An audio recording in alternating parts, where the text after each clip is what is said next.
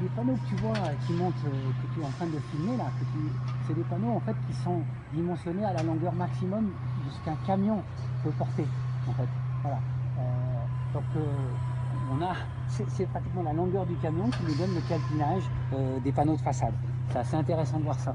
Et donc tu vois là, ils ont monté le panneau sur lequel on voit la muraillère qui va recevoir le plancher est déjà fixée en usine avec une colle particulière, puisque il ne faut pas que le feu puisse passer à travers le plancher. Donc la murailleur est montée en usine. Donc on a une préfabrication qui est vraiment totale hein, quelque part. Hein, quand on fait partir les plans, on sait déjà où on va aller au bout de la fabrication. On n'a plus de surprise quelque part. C'est un espèce de jeu un peu particulier de Lego. Et pour des architectes, quand on est à l'étage et qu'on voit à travers la fenêtre la vue que l'on a, on a l'impression de faire un peu la maquette de carton qu'on faisait quand on faisait à un moment donné les premières esquisses quelque part. Donc c'est quelque chose d'assez surprenant aussi. Quelque part là, ce qu'on appelle une chaise, c'est aussi quelque chose que l'on ne voit pas par ailleurs, c'est les charpentiers vérifient à un moment donné avec un fil à plan, au fur et à mesure qu'ils montent, bien sûr, la verticalité. Donc cette chaise-là, elle a été positionnée, elle va nous permettre de vérifier que le bâtiment est rigoureusement vertical. On a aussi, si tu viens un peu à ce niveau-là, on a des outils un peu particuliers, qu'on appelle ici cet été en biais, qui s'appelle un tire-pouce, qui nous permet de faire le réglage de la verticalité au moment où on monte les panneaux. Et donc on a à un moment donné cet ensemble de tire-pouces qui est mis au fur et à mesure quand on monte les panneaux. Pendant qu'on est à ce niveau-là, ce que l'on peut voir, c'est qu'on a des sommiers en métal, d'accord. On a mis le bon matériau au bon endroit. C'est-à-dire que là où on avait besoin, à un moment donné, de faire des portées relativement importantes et de ne pas avoir une retombée trop importante, c'est le métal qui répondait le mieux, d'accord. Donc on a mis du métal, et tu vois qu'on a des sommiers qui sont là-bas, on l'a mis les collés, puisqu'on avait des portées moindres et donc des poids moindres à reprendre, et on a mis du bois. Il faut savoir aussi que quelque part, entre le concours et aujourd'hui où on réalise, on a pu mettre plus de bois que de métal, contrairement à ce qu'on avait prévu au moment du concours, puisqu'il s'est avéré que finalement les choses se passaient relativement bien. Il y a une autre chose que je tiens à te dire, c'est assez exceptionnel, c'est que tu vois là on a une épaisseur de 14 cm en bas, et bien figure-toi qu'en haut de l'immeuble, on aura une épaisseur qui sera un petit peu moindre. C'est-à-dire que contrairement au béton où on a des manches de 20 cm de haut jusqu'en bas, pour la première fois de ma vie, je me suis rendu compte qu'on arrivait à optimiser les épaisseurs de mur. C'est-à-dire qu'on met la bonne matière, la bonne épaisseur de matière, et c'est pas, on va dire, l'outil qui nous guide, c'est plutôt l'optimisation de la matière. C'est quand même un autre monde, hein, ça c'est très très important. C'est-à-dire qu'on va avoir un bâtiment qui va s'affiner au fur et à mesure, puisque bien sûr on reprend moins de bois et moins d'efforts. Voilà, tout simplement. Donc on est au cours du montage d'un panneau de façade, d'accord. On voit qu'ils mettent au sol des joints qui sont des joints qui vont assurer l'étanchéité à l'air, d'accord. Donc il y a un double joint puisqu'on le met au niveau des bois qui sont des bois debout pour pas qu'il y ait de problème de passage par les fibres quelque part, d'accord. Donc c'est une opération qui est faite aussi bien au niveau du sol qu'au niveau de la partie verticale, d'accord. On fait systématiquement. Et une fois que le panneau est mis, effectivement, on voit les fameux tire-pouces dont je t'ai parlé tout à l'heure, qui vont assurer à un moment donné la verticalité. D'accord. Pendant qu'on est à ce niveau-là, on peut parler un peu des planchers. D'accord. Tout à l'heure, je t'ai parlé que comment ont été fixés les planchers entre eux.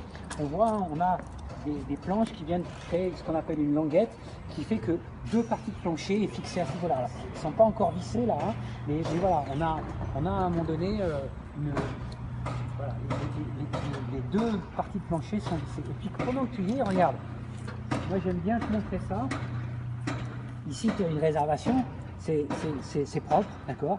Je vais avoir un tuyau de descente qui va là, et je sais que je vais avoir 5 mm de jeu, voilà, et j'ai pas besoin de plus. Donc on a une espèce de propreté du plancher, du chantier, qui est quand même assez remarquable et qu'on retrouve rarement sur d'autres chantiers quand même quelque part. Hein.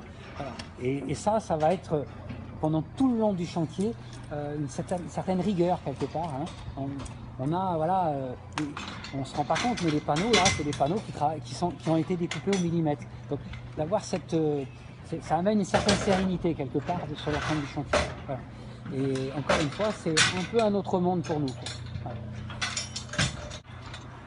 Donc tu vois, il n'y a aucune concession sur la sécurité. Hein. Tu vois, les garde-corps sont là.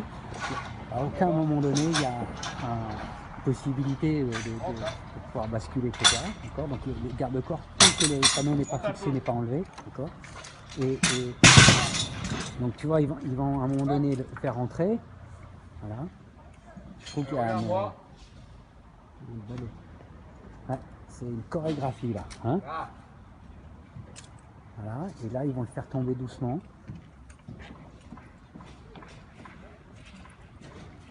Alors, contrairement à ce qu'on peut penser, le panneau a une certaine souplesse. C'est-à-dire que à un moment donné, tu vas voir, une fois qu'ils l'auront mis, ils vont le remettre droit parfaitement parce que il a, malgré son épaisseur, etc., malgré la murailleur qu'on a au-dessus, une légère souplesse, quoi. Et en fait, on a des charpentiers qui sont ici, mais on voit que le métier a changé, hein, quand même un petit peu. On est sur énormément de logistique, hein, voilà, et un travail beaucoup plus de montage, hein, que de tailler une charpente quand même. Donc on a un métier qui a énormément évolué, quoi.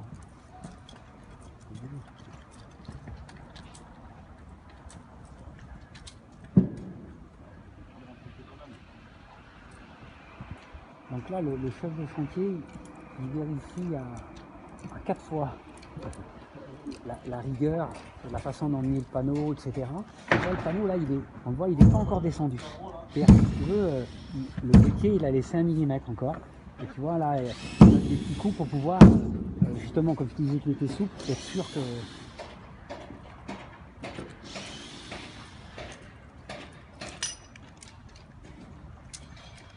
Un autre instrument, là, assez intéressant, tu vois, c'est un instrument qui permet de venir, de faire rejoindre le panneau, tu vois.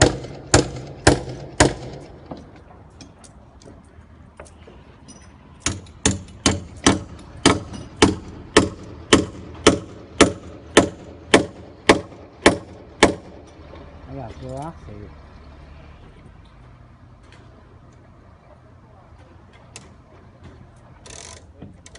tu vois, le panneau vient là, comme ça. Donc il y a toute une série d'outils en fait qui ont été mis au point pour pouvoir justement... C'est bon là-bas?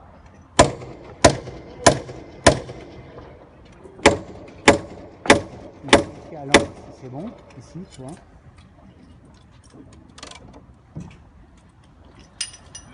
Et tu vois le joint là, on voit bien, le joint, il est mis sur une partie qui est une partie ici, qui est une partie pas là où il y a des fibres debout, mais là où la fibre ne permet pas à l'air de passer, quoi, tu vois.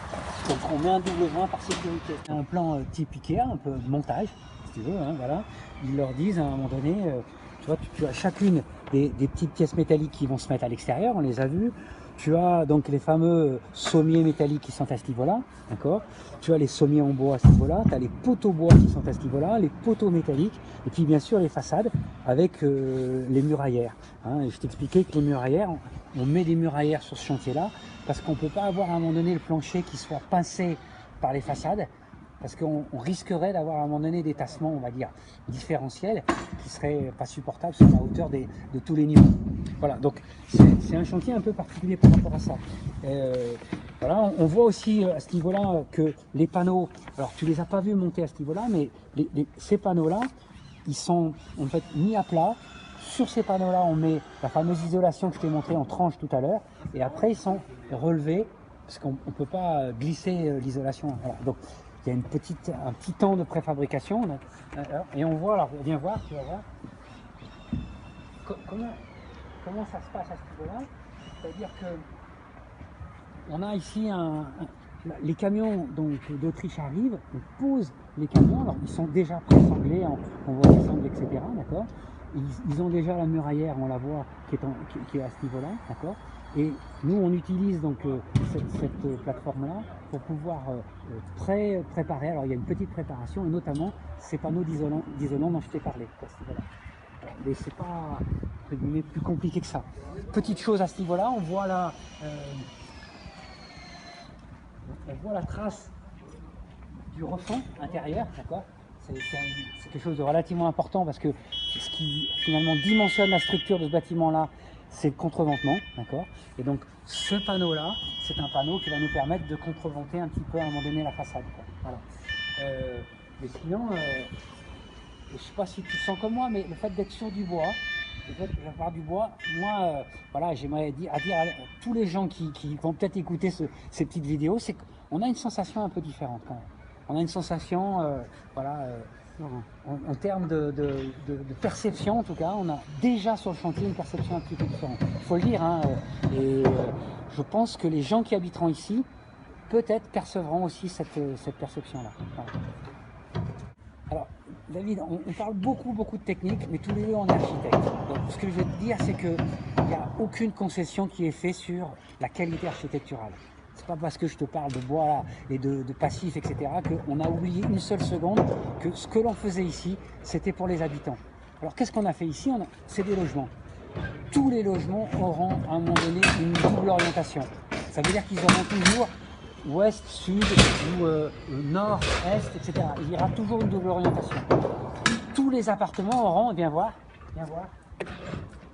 ici là, tu vois, mon ouverture qui est là, elle va donner sur un très grand balcon. Tous les appartements auront un balcon. Et voilà, là on est dans un appartement, d'accord, on a la façade nord qui est à ce niveau-là vers la Bastille, mais regarde sur quoi on va donner, quoi.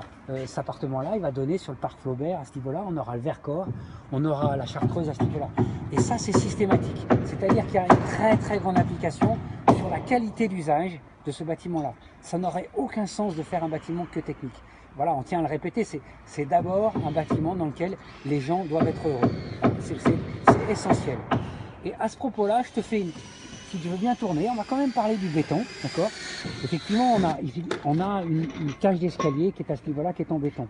Alors, cette cage d'escalier, on a mis dans, bien sûr, les escaliers, on a mis aussi les deux ascenseurs.